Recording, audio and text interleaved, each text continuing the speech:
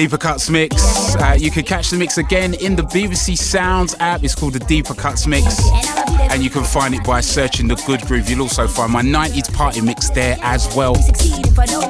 Johnny Walker's up next with The Rock Show. Thank you very much for listening. We're going to do it all again next Friday night from 9 o'clock. Make sure you tell a friend to tell a friend. Good Groove, BBC Radio 2. Friday nights with DJ Spoonie. Hopefully I'll see you then. Until next week, have a great weekend. This is Radio 2 on the BBC Sounds app, on your smart speaker, and on 88 to 91 FM. BBC News at 11 o'clock. This is Tom Hourigan. West Midlands Police have apologised after an inquest jury found their mistakes had materially contributed to the murders of a woman and her mother in Solihull. Raneem Alder and Hawla Salim were stabbed by Miss Alder's estranged husband in 2018. Her aunt, Noor Norris, said her niece had made numerous phone calls to the police about his abuse, including on the night she died, but they took little action.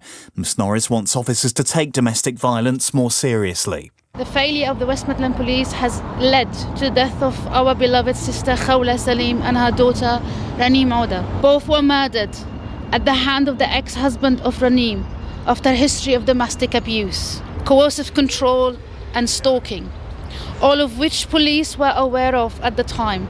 In the past hour, a judge in the United States has jailed the founder of the blood testing company Theranos for more than 11 years for defrauding investors. Elizabeth Holmes was convicted of raising millions of dollars by misrepresenting the technology and finances of the firm.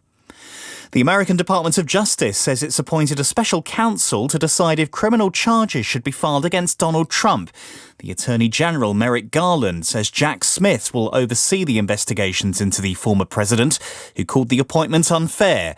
Our Washington correspondent, Nomia Iqbal, reports. Merrick Garland said his appointment of a special prosecutor was necessary because of Donald Trump's decision to run for president again, but also because the current president, Joe Biden, oversees his department and is also returning to the campaign trail.